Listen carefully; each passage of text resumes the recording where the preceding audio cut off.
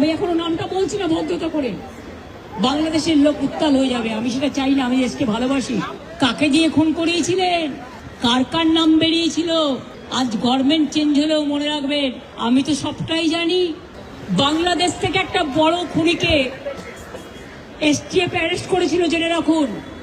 যা নিয়ে বাংলাদেশে অনেক রেভুলেশন হয়েছিল।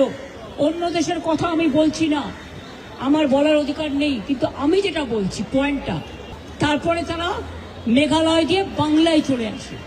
বাংলায় যখন চলে আসে তখন আমাদের এসটিএফ তাকে ধরে, এটা তাদের ক্রেডিট।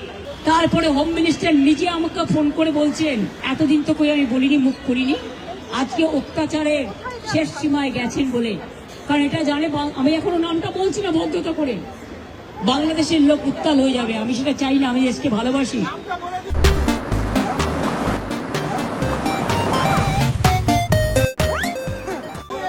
না বলবো না দেশের স্বার্থে।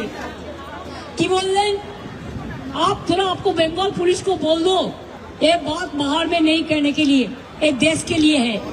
কাকে দিয়ে খুন করিয়েছিলেন, কার কার নাম বেরিয়েছিল, আজ গভর্নমেন্ট চেঞ্জ হলেও মনে রাখবেন আমি তো সবটাই জানি। আমার হৃদয়টাই একটা কথা ভান্ডার, তথ্য ভান্ডার, সত্য ভান্ডার।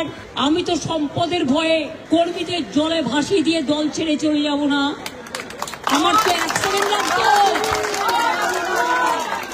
আমাকে তো কতবার বলেছে क्या चाहिए, हर कुछ कर देंगे अगर आप हमको मदद करेंगे तो।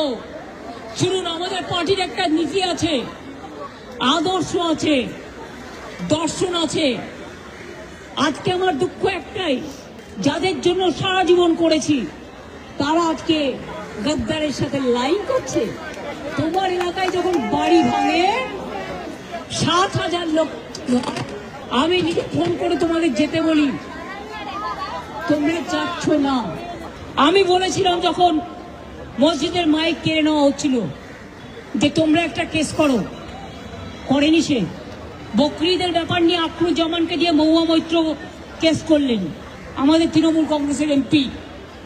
আর যারা আজকে গদ্দারি করছে তৃণমূলটাকে ভাঙবার জন্য, আমি বলি ঈশ্বর আল্লাহ তেরে নাম সবকো সুমতি দে ভগবান।